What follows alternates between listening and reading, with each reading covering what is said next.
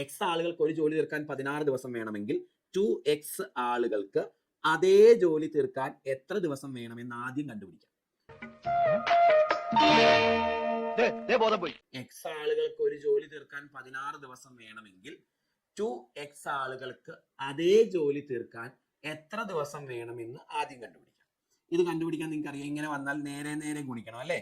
n1 d1 equal to n2 d2 അല്ലേ. x into 16 divided by 2x ആണ് അല്ലേ. അതിൽ എക്സും എക്സും വെട്ടിപ്പോകും, ഈക്വൽ ടു 8 days എന്ന് കിട്ടും അല്ലേ. അപ്പം 2x ആളുകൾക്ക് അതേ ജോലി തീർക്കാൻ 8 ദിവസം വേണം. ചോദ്യം അതിന്റെ പകുതി ജോലി തീർക്കാൻ എത്ര ദിവസം എന്നാണ്. അപ്പം 4 ദിവസം. ആൻസർ ഓപ്ഷൻ ബി ആണ് കറക്റ്റ്. ചെയ്ത ടെക്നിക്ക് മനസ്സിലായോ? എക്സ് ആളുകൾക്ക് ഒരു ജോലി തീർക്കാൻ 16 ദിവസം. ഓക്കെ, സമ്മതിച്ചു. അപ്പൊ 2x ആളുകൾക്ക് അതേ ജോലി തീർക്കാൻ എത്ര ദിവസം എന്ന് കണ്ടുപിടിക്കാം. അപ്പൊ x into 16/2x വെട്ടിക്കളയുമ്പോൾ 8 ദിവസം കിട്ടും. അതേ ജോലി തീർക്കാൻ 8 ദിവസമാണ്, അതിന്റെ പകുതി ജോലി തീർക്കാൻ 4 ദിവസം.